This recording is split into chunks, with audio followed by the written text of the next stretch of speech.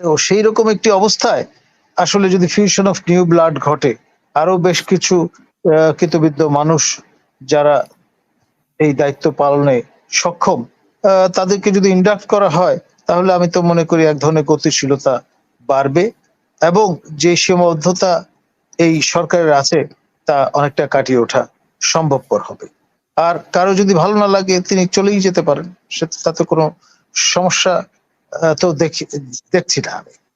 সুতরাং সেখানে আপনার যদি এই মিউজিক্যাল চেয়ারে নতুন সেট অফ পিপল আমরা দেখি, তাহলে মূল যে চারিত্র এই অন্তর্বর্তী সরকারের, সেটাতে আপনার যদি গুণগত কোনো পার্থক্য না থাকে, তাহলে তো কোনো সমস্যা আছে বলে আমি মনে করি না। আসলে রাজনীতিতে তাদেরই ম্যাচুরিটি আছে যারা চেহারাটা আয়নায় দেখবার সুযোগ নেন এবং নতুনতর পরিস্থিতির সঙ্গে মিল রেখে একটা ন্যারেটিভ হাজির করেন।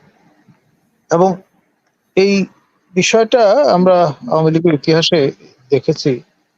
প্রয়াত মিজানুর রহমান চৌধুরী তিনি ঘোষণা দিয়েছিলেন যে আমরা বাকশাল করে ভুল করেছিলাম, এবং এই কথা বলার কারণে এই কথার ভিত্তিতে আওয়ামী লীগ দুভাগ হয়ে গেছিল, আওয়ামী লীগ মিজান এবং আওয়ামী লীগ মালেক, ইতিহাসের অংশ।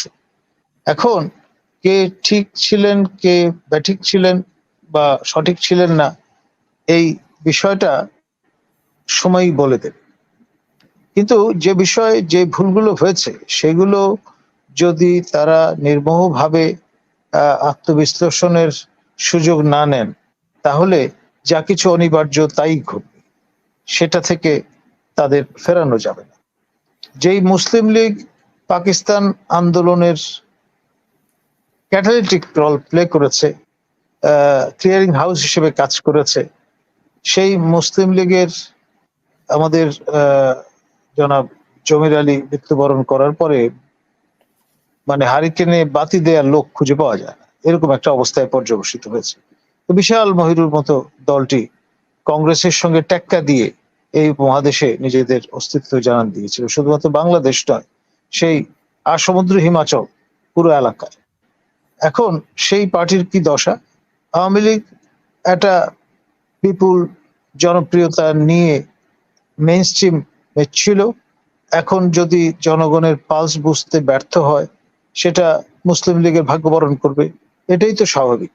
ইতিহাস কিন্তু কাউকে ক্ষমা করে না। যদি আপনি নিজেকে পুনর্মূল্যায়ন না করতে পারেন, নিজের অবস্থানটা অ্যাসেস করতে ব্যর্থ হন, তাহলে যা ঘটবার তাই ঘটবে, এটাই স্বাভাবিক। আর এখানে আপনার ফিউশন অফ নিউ ব্লাডের অবশ্যই দরকার আছে।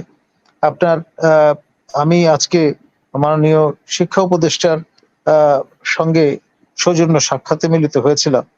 আমার শ্বশুর সাহেবের তিনি ক্যাবিনেট কলিগ, প্রথম অন্তর্বর্তী সরকারেও তিনি ছিলেন, এখনো এই দ্বিতীয় অন্তর্বর্তী সরকারেও তিনি তার দায়িত্ব পালন করছেন।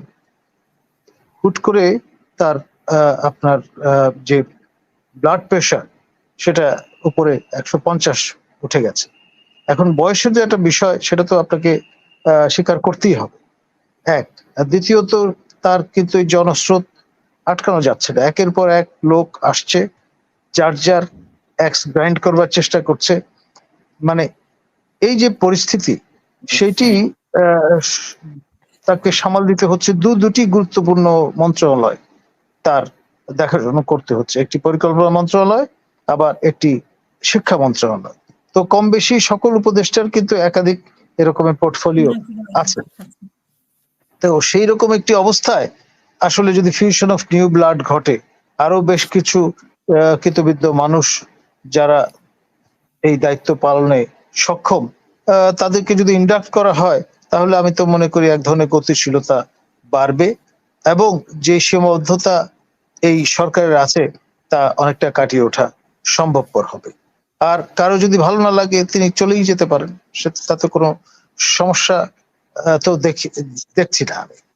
সুতরাং সেখানে আপনার যদি এই মিউজিক্যাল চেয়ারে নতুন সেট অফ পিপল আমরা দেখি, তাহলে মূল যে চারিত্র এই অন্তর্বর্তী সরকারের, সেটাতে আপনার যদি গুণগত কোনো পার্থক্য না থাকে তাহলে তো কোনো সমস্যা আছে বলে আমি মনে করি না। বিপ্লব কম্প্রোমাইজ হবে সেটাও আমি মনে করি না।